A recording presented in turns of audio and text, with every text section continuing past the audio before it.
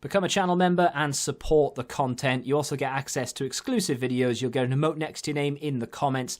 The link for that can be found next to the subscribe button or in the description. And beat the random lottery that is FIFA points by buying the coins direct from u7buy.com. Use code TVM at checkout for a 5% discount, or if you're a new customer, get 8% discount. The link is down below. What is going on, guys? Tim here. Welcome back to a brand new video, and it is time to take a look at the What If Leroy Fer. Fully aware that other people will have done this review by now, but we're not all about speed here. We are about quality. Hopefully. What I mean by that, of course, is that I just like to take my time to play with the cards. I've done it in the past where I've got a card straight away from an SBC, played like 3 or 4 games with him, done a review, and then in a couple of days having played more with him, thinking actually he's better than I said he was, or he's worse than I said he was, or there's something wrong with him, or there's something that he does an awful lot that I didn't mention in the review. So what I like to do now is play a lot more games. So I've gone in and I've played at bare minimum 9-10 games, bare minimum,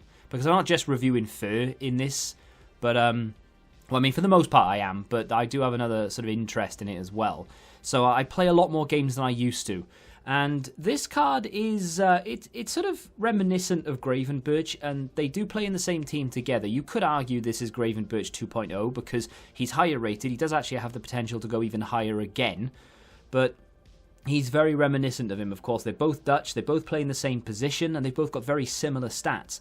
In fact, Leroy Fer obviously beats him Gravenberch 4 stats, and you wouldn't expect anything less, but this is around 80 to 90,000, depending on your platform, time of day, which way the wind's blowing, all that good stuff. But he does have an awful lot of good stats that sort of point toward that really good CDM, and the one thing that I noticed quite early on, that this guy is perfect. I mean, not as perfect as Wayne Rooney's premium SBC, but he is perfect for the 5-3-2 formation. Of course, you can use him in a 4-2-3-1, you can use him in a 4-3-3, you can use him in whatever formation you want, and I'm sure you'll be very good there too. But I used the 5-3-2 while reviewing this guy. For the most part, I did switch into a 4-3-2-1 for another video for the last 2 games, but maybe for 7 games I played 5 at the back. And he is fantastic in that formation. He's got the defensive capability, he's got the strength, his passing is outrageous, he can shoot from distance if needed. He's not the slowest player in the world, sure, does need a little bit of a helping hand, and that's why I gave him an engine. Just a little push in the right direction when it comes to the pace, takes him up to 82 acceleration, 85 sprint speed, and the balance gets boosted by 10 as well. There's the team. Like I said, we do have Gravenberch in there. It's not an amazing side, but it's definitely not a terrible team. Maradona and Zidane sort of perking up the rating a little bit, you know, just creeping it over the edge. I did have, and now that I think about it, I don't know why I didn't use him. I do have Malin, the Showdown Malin. I don't know why. No, I don't. I have Kleiber. I've got Malin on a different. Do I have Malin on a different account? I must have, right? I've got Malin. You couldn't do. Did I do both? I did both. Yeah, I had Malin in the club and I didn't use him. That's really annoying. I sort of went through my Dutch players and I didn't really see him. But then again, I didn't look for Dutch strikers. So, yeah, my mistake. Not that any of you care, but now I'm thinking about it, I'm a little bit annoyed. Because I would have used Iron Robin and Malin up front. Iron Robin, by the way, as a striker, unplayable. You cannot get the ball off him. He's unbelievably quick. Just a great card. Anyway, let's talk about Leroy Fer, because that's what you're here for, right? Did an in-depth review of Leroy Fer, and you're talking about Iron Robin. Fantastic. This guy's passing is unparalleled to any other player that I've used in recent times. Of course, there are some really good passes of the ball out there, and there's some really high-rated cards, icons, and what have you. But Leroy Fer's passing, that one aside, of course, Leroy Fer's passing, for the most part, is very, very good. It's reliable, it's consistent. It's just one of those things where I know all I have to do is play or aim towards a certain direction.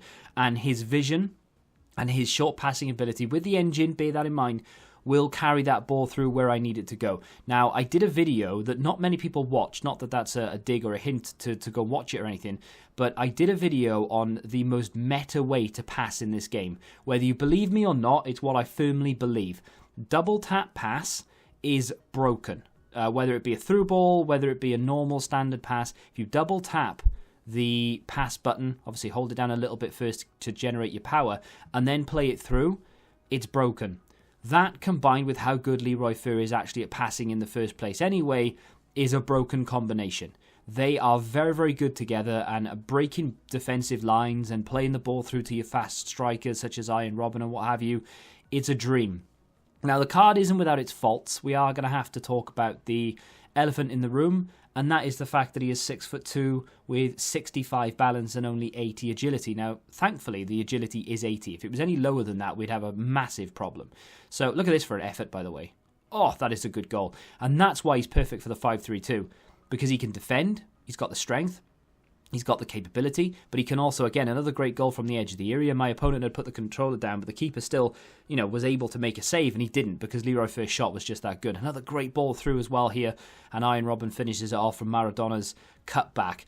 But, I mean, he can do it all. He's not fantastic at doing it all. There are definitely problems. And look at that for another ball. Iron Robin again here just muscles his way past the defender, and he's not going to miss from there. Like I said, definitely comes with his problems. The lack of mobility can definitely be a problem, especially if you're looking to play him a little bit further forward. I had him in a 3-man midfield, but he was on get forward. So he was more than capable, more than able, more than willing to make that sort of run there. Didn't use him in the end. He does come back and we use him.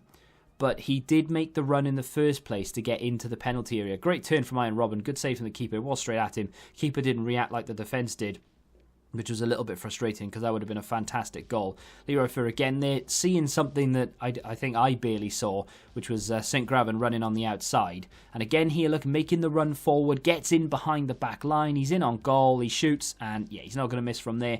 Even with a 4-star weak foot, he's going to score with that shot power. 96 shot power, puts the hammer down, beats the goalkeeper with ease. And that's what I like about him. Can do a little bit of everything. Not one of those players, unfortunately, that is brilliant at everything. He doesn't have like 90 stats all over the place, which obviously would be really nice. With the upgrade, we'll go to an 87. You would then imagine that most stats would be boosted by 2, some maybe 3. That's just going to make him even better. Is this card going to be worthy of a FUT Champs placement or a spot in your division rivals team or something? Only you can answer whether he's better than your current player. Breaking the back line is something that this guy does unbelievably well. I would argue that there aren't that many players out there that I've used that have broke back lines as easy as Leroy Fur. His balls through the centre just carve open defences, and if you have a fast striker up front, you can take advantage of it. His natural pace is a bit of a letdown. His balance, therefore mobility in general, not great. Just a personal thing, I've written it down because it probably is just me. His free kicks are woeful, and I am very upset by that because honestly, if he could take free kicks, he would be my main man. But he can't. He's got like 51 free kicks. I wish they were better, but they're not. Shadow, Engine, Anchor, Backbone, Powerhouse, whatever you decide to do, you're not going to regret it. He really does have the passing ability in his locker. He only has 83 passing on the card. Don't let that deceive you. Make sure you bump it up even slightly, and you'll have a lot of fun with him. The Engine Chem style for me is the best because you give him a little bit more mobility. The Shadow I feel is like a little bit of a waste because his defensive capability is actually decent anyway. He's 6'2" with 93 strength. Not much is getting past him. I really like the card. I'm looking forward to playing with the 87. He's not the best CDM in the world. He's not the best CM or CAM in the world, that's for sure. But he can do a little bit of everything. He's a very versatile player, and a 5-3-2... Big fan of this guy. Let me know what you think of him in the comment section down below and whether you're going to finish him or not. If you have enjoyed the video, though, hit the like button, subscribe to the channel if you're new, and until the next time, goodbye. Join the Betting Rebellion and find out what your football knowledge is really worth.